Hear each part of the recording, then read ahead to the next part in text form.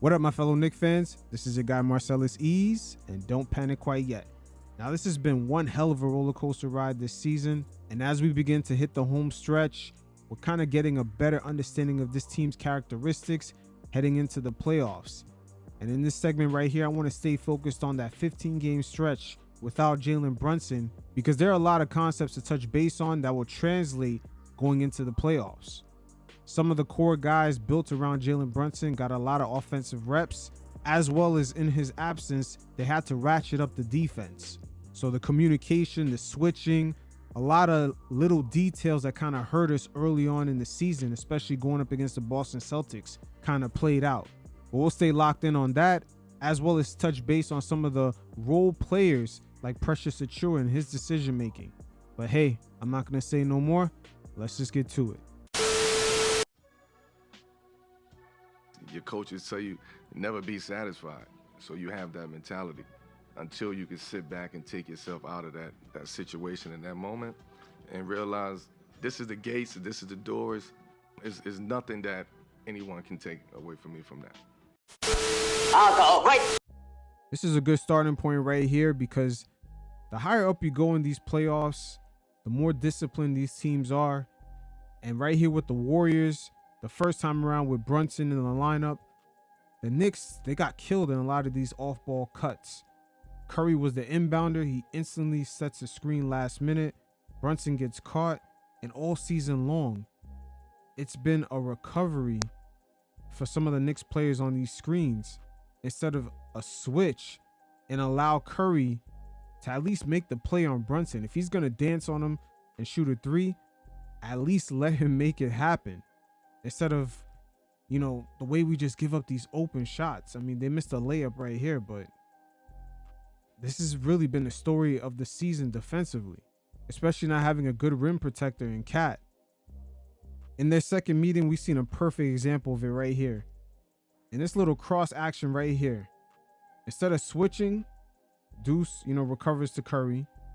And Draymond is not even that fast, but he's going to end up getting enough space to end up beating Towns. Towns is really not vertical like that.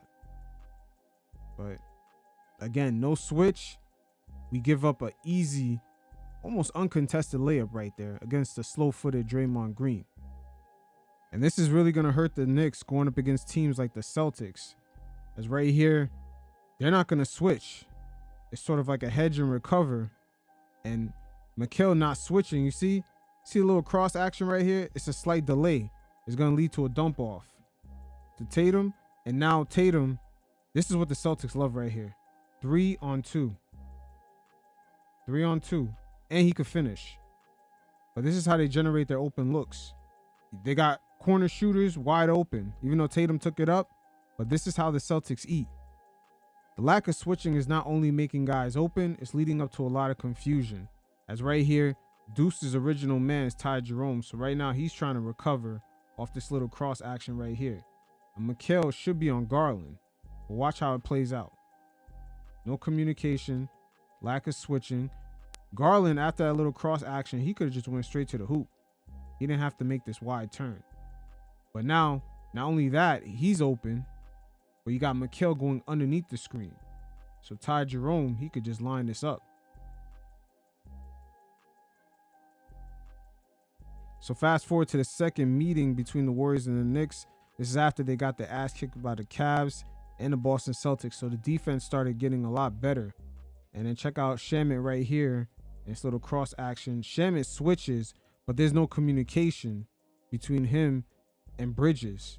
Bridges gets caught slipping there for a second. But this is what they need to do. They need to switch on plays like this. And then someone needs to pick up.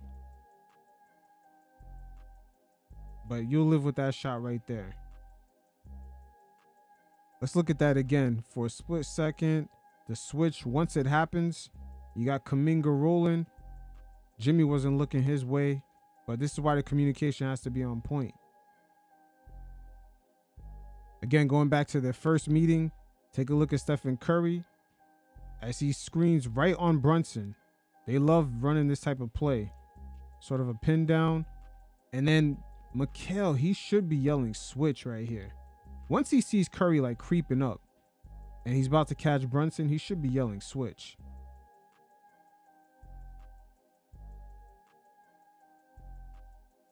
So fast forward, this is the 6th game without Brunson. Pay attention to the way the defense just keeps collapsing anytime someone penetrates. A defense like this could work really well against a team in the playoffs with a dynamic point guard, let's say against a Donovan Mitchell, a Damian Lillard if he was healthy, etc., etc. But just look at the effort. It's night and day. And Cameron Payne.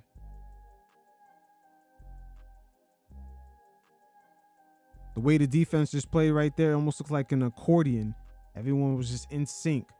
Someone penetrates, the whole defense collapses. Someone kicks out, everyone attacks the closeout. So right there, you're seeing a sneak peek of the type of effort this team could really put out on the defensive end. Now, one thing I kind of noticed during this stretch in the playoffs is how this is going to play out with two bigs running pick and roll when we have Mitch and OG out there. Keep in mind, the Cavs do have Mobley and Jarrett Allen. So, especially with the bench unit, the Knicks might have an answer for that. But right here, it's kind of pointless these two running this type of screen to get this mismatch because OG, he could hold his own. And Giannis had nowhere to go. But that Jarrett Allen, Evan Mobley combination is going to be a whole different scenario than when we last seen them, I believe, in that 2023 playoffs. They have definitely matured since then, but the Knicks got something for him, though. Because OG, that man has been on a tear ever since he came back from that injury in, I believe, February or March, that game against Cleveland. Ever since he's been back since then, that dude has been going Rambo. And speaking of the Cavs, that's another team that I noticed a lot of off-ball cutters. They know how to manipulate some of the spacing. And then them adding Hunter to this team kind of adds to their depth. But Evan Mobley, once again, he's improved on his playmaking. And Shaman right here, he's going to get burned. Let's look at that again. Pay attention to Sam Morrell. He cuts into a screen. And that's right for Evan Mobley. And there's additional backdoor cut right here. Defense is going to have to be very detailed. All these guys are serviceable on this team. Just like the Boston Celtics.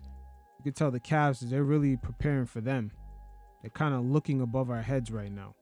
But we got something for them come the playoffs. The lights may get too bright for Garland and Mobley. And speaking of Mobley, as you can see here off this inbound in this two big man lineup, you got Jarrett Allen and Mobley right here. Josh Hart is pretty much compromised off this pick and roll.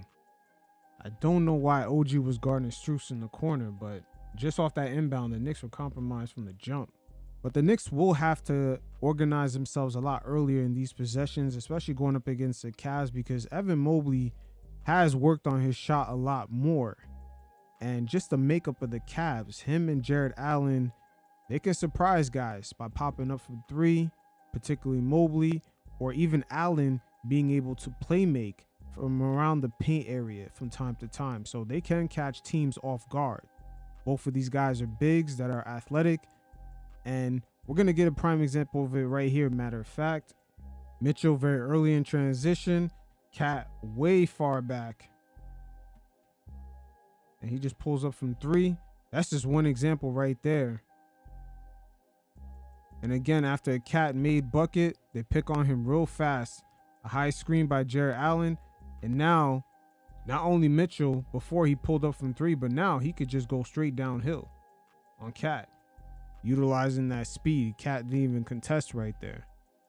See, the thing with Cat being the weak link of this defense, I would love for him to actually begin to pick up on things a lot quicker. If he sees the screen coming, tell OG to pick up Mitchell to block this attacking lane. Knowing that OG's man is Evan Mobley, he's not even crossing half court yet. So you would pick him up or just eventually find a way to switch back to Jarrett Allen, but at least prevent this penetration from initially happening. And this is a tactic that Draymond Green uses because just like Karl Anthony Towns, he's not the most athletic guy, but he still finds ways to position himself properly on this chessboard. But as Knicks fans, we are no strangers to this. We've seen this franchise sacrifice a team's identity to get a prolific scorer or just a high-powered star who can add some dynamic on the offensive end. Because with Carmelo Anthony, once upon a time, before the Knicks acquired him, they had a team that was pretty much, I don't want to say had a community offense, but it was a well-balanced oil machine under Mike D'Antoni. And once they got Carmelo Anthony, of course, he added some star power to that dynamic without a lot of those players, but it sacrificed a lot. The team defensively was always a step behind, especially in crunch time situations. And Karl Anthony Towns still being in his prime right now, you wonder, as time begins to tick, is his defensive liability is eventually going to become too much of a hindrance on this team? Because this season, we're seeing the Knicks' defensive identity, especially coming off of last season, completely be erased. And going into the playoffs, this may leave us in a very familiar situation as in the Carmelo years. And some of you fellas know exactly what I'm referring to, because during that time period, the Knicks always seemed to be a rotation away from closing out on a three-point shooter during crunch time, and we experienced a lot of heartbreaking losses. And a lot of that was due to the lack of effort, the lack of attention to detail by Carmelo Anthony on the defensive end. Carmelo Anthony, just like Karl Anthony Towns, kind of sometimes put the Knicks in compromising positions when defending the pick and roll. You see Melo's in drop back, and his feet are just, he's kind of stiff. Paul George doesn't even get contested. When you have a guy out there like that, the offense has to really be on point because it's going to put a lot of pressure on other Knicks defenders. Shumpert right here is in a 2v1. Paul George is open and West is open. And West is Melo's man. So now Shump has to defend him, but you see, it leaves the defense exposed. It's always an open shooter. And this is why I say some of you fellas know exactly what I'm talking about. Around the 2015, 2016, 2013, 2014, all those seasons, you've seen the Knicks have a lot of heartbreaking losses in crunch time because they're always a rotation off. And this is where the issue begins. Again, it's crazy how this is very similar to the 2025 Knicks. They got a slow-footed star involved in a pick and roll. And with poor communication, you're going to see the defense just get easily broken down. Look at Melo as he tries to recover. Tyson Chandler, no communication here. And look at Roy Hibbert. And this is Melo before the knee surgery. Check out the effort right here on the closeout. Look at Melo's effort. So this is why I say things are going to get interesting, because Karl Anthony Towns really hasn't had a crazy injury. But as time goes on, as he ages, becomes even more slower footed. And who knows, maybe his scoring might come down a little. How is this going to play out? Fast forward to present day, just like Carmelo Anthony, when you run pick and roll with Towns involved, it's easy to break down this defense.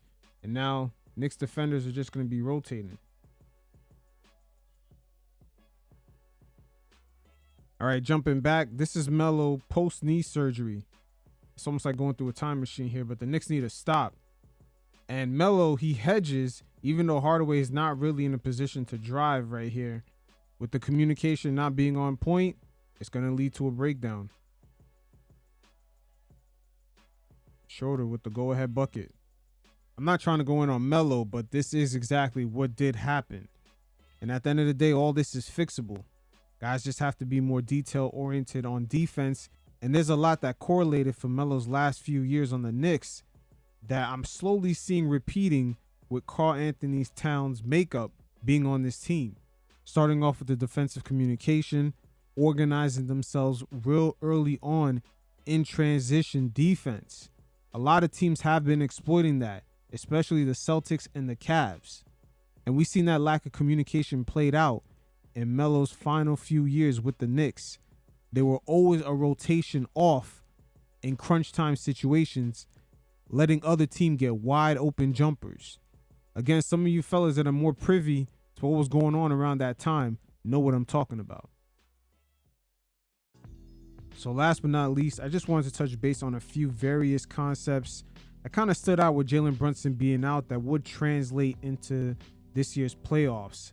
A lot of rotational players got quite a few reps and opportunities that they normally wouldn't get. Guys like Precious Achiuwa and Mitchell Robinson, we'll check them out in a few spots.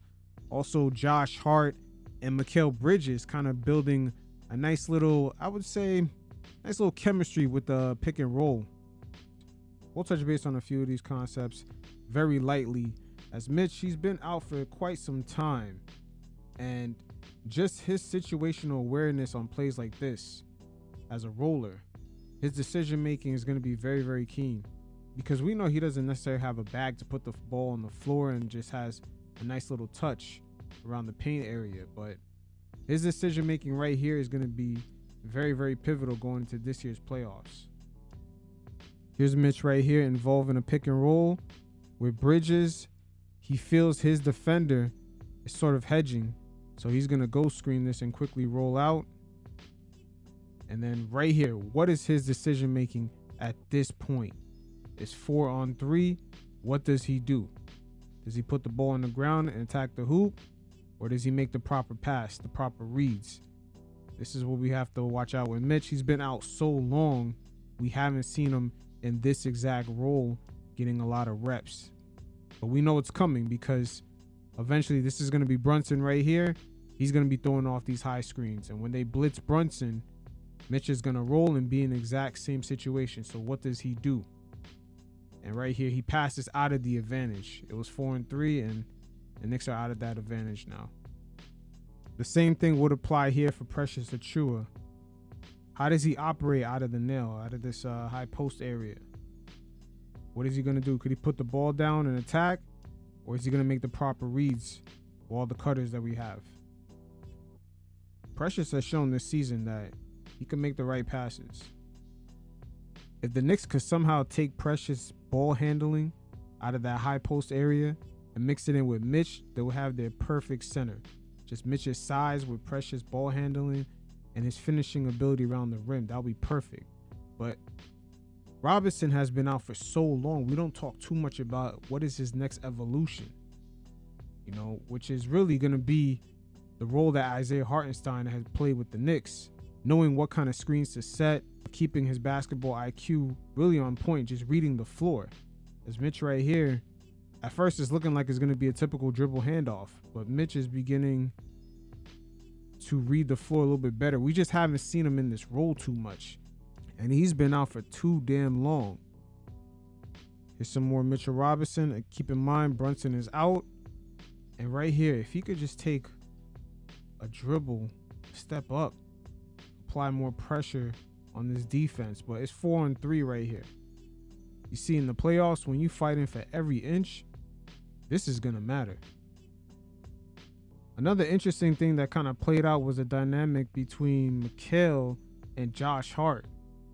Whether it be pick and roll or just Josh Hart acting like he's going to do a screen, a little cross action right here, and Mikal will utilize that split second, that split hesitation to just drive. But these two were able to establish more of a chemistry with Brunson being out. With Josh Hart and Mikal having the ability to move off ball and make passes, they gave defenses quite a few different looks and generated easier offense. Josh Hart got plenty of reps with Mikal to work out some nice chemistry. Look at these rescreens to give Bridges more, breathing room to get his shot off, more space. This is a good look right here. Again, with Brunson being out, we're seeing different scenarios.